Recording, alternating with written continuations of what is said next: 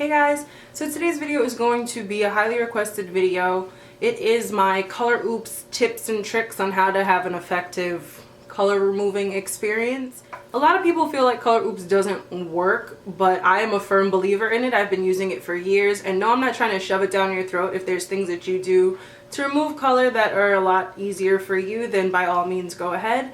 I'm just giving you tips and tricks because I use it all the time, and I've kind of done trial and error to see what gives me a more effective way to remove the most color. But before I start telling you my tips and tricks, I just want to say the noise you hear is my washer and dryer. I am doing laundry for like the first time in a really long time, and my face is a lot tanner than the rest of my body because that's just my life. So let's ignore that and let's just get right into the video.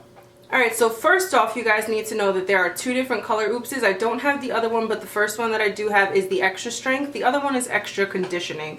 Now, extra conditioning doesn't dry your hair out as much, but it also doesn't remove as much color as the extra strength. The extra strength does dry your hair out a little bit more, but it does remove maximum color. So depending on how many layers of built up color are on your hair, you have to decide which one is better for you. If you've only dyed your hair like maybe once or twice, then I would obviously recommend getting the extra conditioning. Or if you have a lot more layers of hair color like I do, then definitely get the extra strength, and you might even need more than one box. Because I know I bought two of them and this is actually my third one, so I'm going to Color Oops this again and see what happens. But I know that for what I'm trying to go for, I am obviously going to have to bleach my hair at some point, but the less amount of time the bleach has to be on my hair, the better. So I will buy as many boxes of Color Oops as I need. So people need to kind of read directions a little bit because it tells you how to use Color Oops. It's really quite simple. You put number 1 inside of number 2, you shake it up and you apply it to your hair.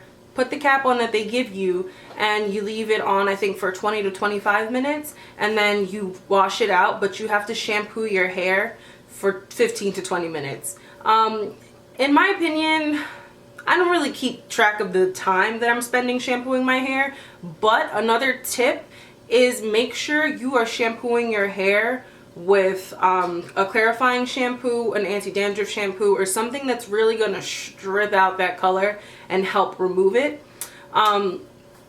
I'm going to actually try, since I don't necessarily have a clarifying shampoo, but all of my shampoos have sulfates, even the sulfate-free ones.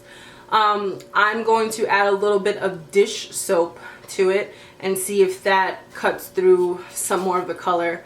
Granted, this stuff does kind of dry your hair out, but it's better to have your hair dried out because you're removing artificial, nasty, unwanted color, rather than opening up your cuticle like crazy and compromising the total integrity of your hair.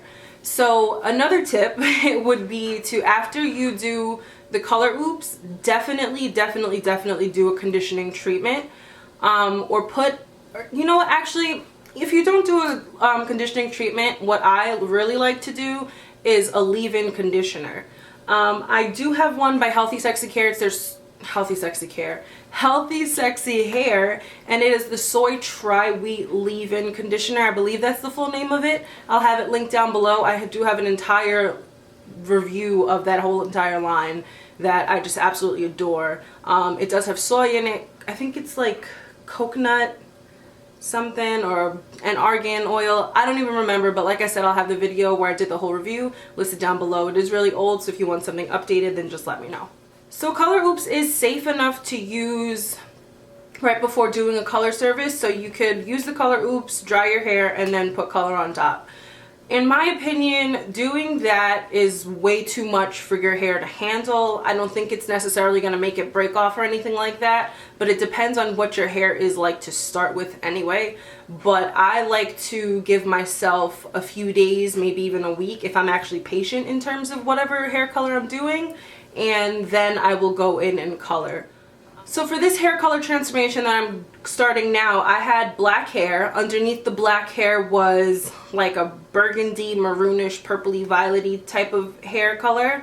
And then underneath that was more black. Underneath that black was purple and fuchsia. Underneath that purple and fuchsia was a deposited blonde, and my hair was bleached to like a level 9 or 10. So that was like the lightest you can really go on the scale. But that's, what was that, 5 different layers of color that I just kept putting on my hair. I never remove a color and then put a color in, just because that's just not my thing.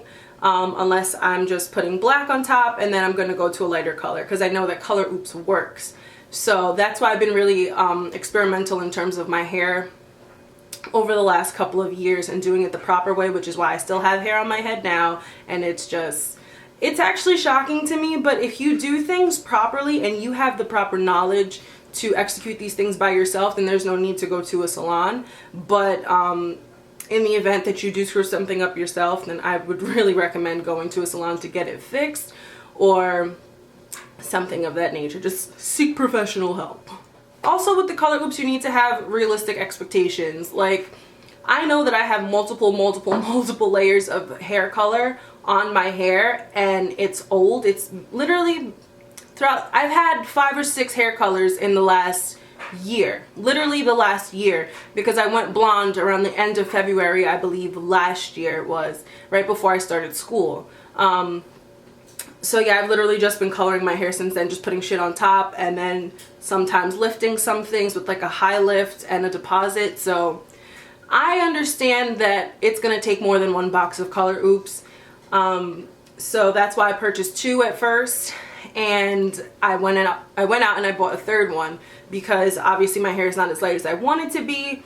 It's pretty light, but it's not, like I said, as light as I want it to be, and there are some, I know I need a color correction. So this is why I'm taking my time with this transformation from black to pastel, because Lord knows you have to be basically white haired to be pastel.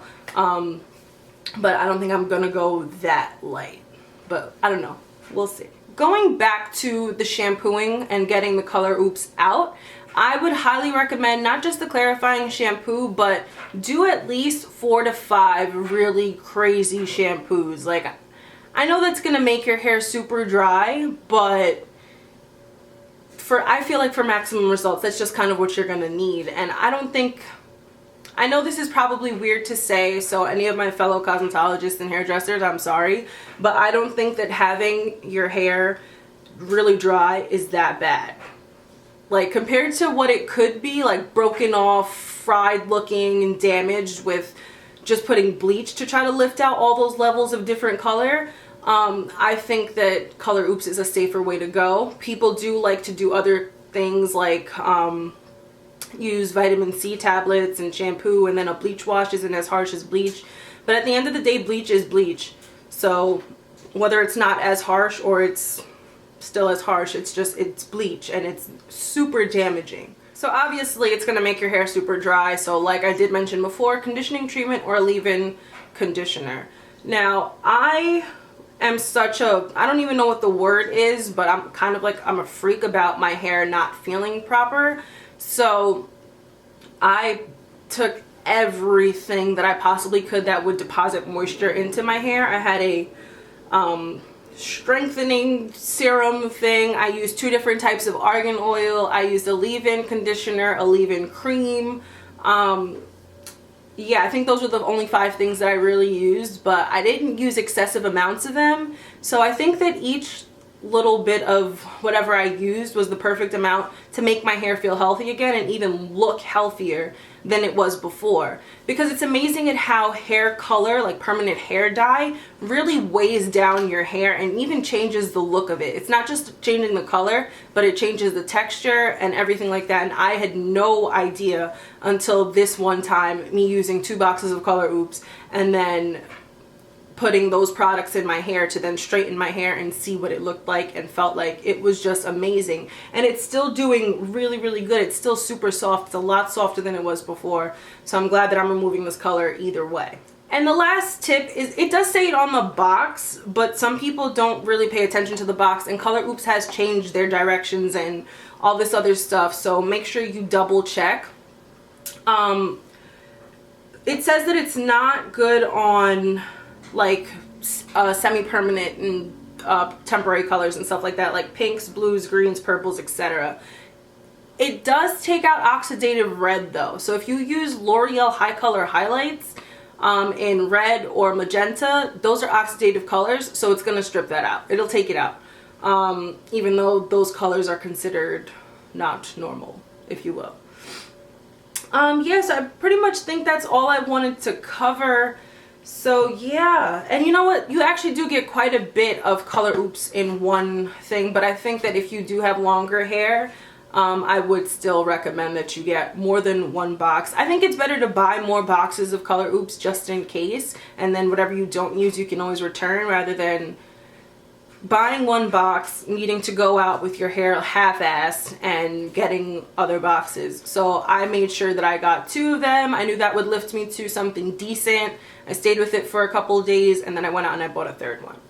So yeah, I hope you guys found this video helpful. If not, let me know what I can do to make it more helpful for you. If you have any other further questions or comments, just leave them down below and I'll get back to you as soon as I can. Thank you so much for watching. Follow me on all of my social media, and I'll talk to you guys in my next video. Bye.